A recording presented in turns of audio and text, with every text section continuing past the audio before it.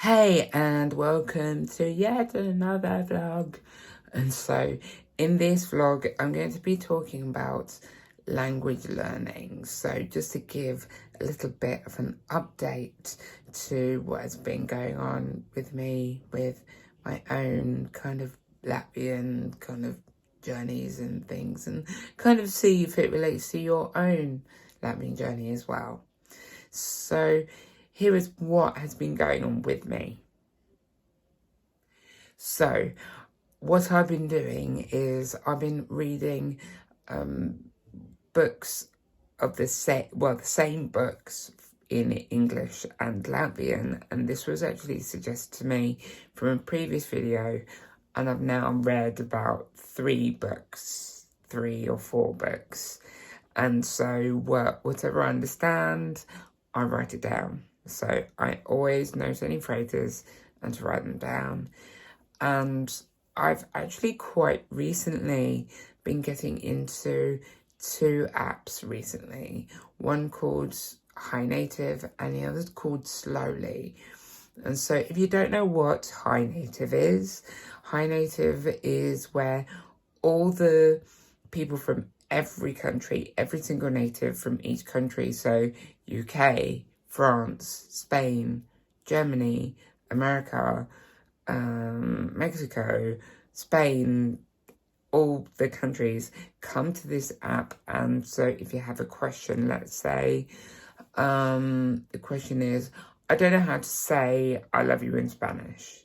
Then somebody from that country will say, oh, you say this.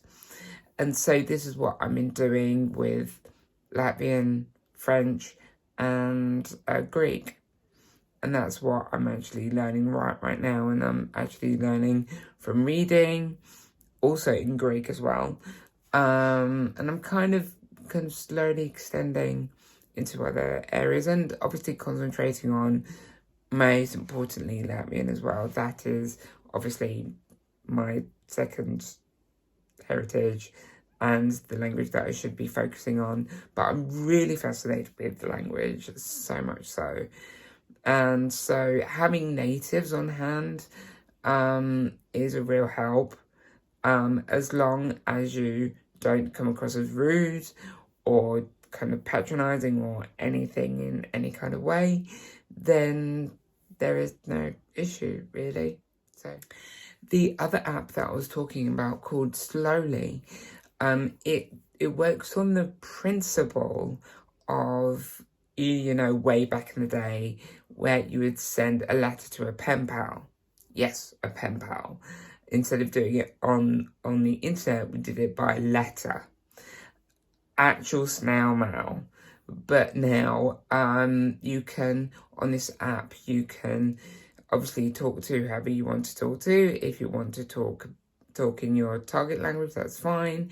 If you want to talk in your native language, that's fine, depending on the other person that you're speaking to, their level. Sometimes you could get somebody who's really fluent and really good, and sometimes other people who may or may not have difficulty understanding or like speaking in the language back to you. So depending on your level, whether if you're confident with it or not, then it's, again, completely up to you and them. So that's how also that I've been learning the languages that I wanted to learn: Latvian, French, and Greek. And I'm, again, taking notes and everything, and I'm really, really, really enjoying this. So I thought I would just pass on a couple of tips and give you an update, whether if I feel I'm any good. That's the question or answer for everybody else. But for myself personally, this is how I feel about the topic of fluency. So how I feel about fluency is, like, it's a hard task anyway. And even though I would like to be fluent in Latvian or French or Greek or whatever, for me, I feel from what I've learned in my language journeys, there is like a target to get. And so this is what I felt that I should concentrate on. And so with myself personally, I felt that if I get to a point where I can ask questions and kind of hopefully don't come across as like I'm an idiot or being rude or whatever, then that is my kind of first thing to kind of work towards. And then after that, if I get into a so-called rhythm with speaking to other people in a fluency kind of way, then that's fine. But I'm not aiming for 100% fluency because that's hard enough. But if I can kind of get by saying, so if, for example, I was in like in a supermarket in Riga, I know that I can say vai tev ir olas, meaning do you have eggs? Or like ordenu lodzo, so water please, and kind of get into that kind of thing. And then all the stuff that I kind of use after that is more of a bonus, really. So my kind of thought is not aiming for 100% fluency, because then it makes you feel kind of inadequate, stupid, and awkward. So my kind of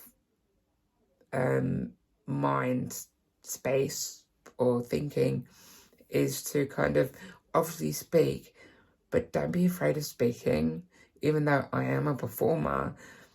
And I've had people saying to me, oh, so you're a performer, so you don't feel nervous or anything like that. I do when it comes to language learning, because performing on stage is completely different to speaking in language, even though there are some kind of hand-in-hand things that do come along with language learning with performing, because you know, you learn words or phrases, you speak with people, and then you get feedback. And so they're very, very similar, but I would say they're very different if you're just starting out, because as you all know, my dad was Latvian, and so people would expect me to speak Latvian naturally, when in fact I don't. And so for me, going into a language which I felt that I should know, when in fact I don't know, was quite hard. And so now that I've gotten to a point where I can be comfortable with saying like, please, thank you, do you have a small amaldi, so I'm lost, escribo atrás, so I want to find, and so using phrases and bits and pieces, then what is there to worry about, to be honest? So that's pretty much my aim and my thing to go for. So anyway, I hope you all find this useful. And if you're on your own language journey, I feel most of what I said kind of can apply with any language learning. So not just with Latvian, but feeling confident, being realistic, and also to not kick yourself if you if you feel stupid, feel awkward, because it's all a part of it. Like, I've had people being rude to me and being extremely rude and not patient at all. So just keep going at it and don't be scared, and you'll be fine. So to the next vlog, and again, and so I will see you all next time. So see ya, just hands.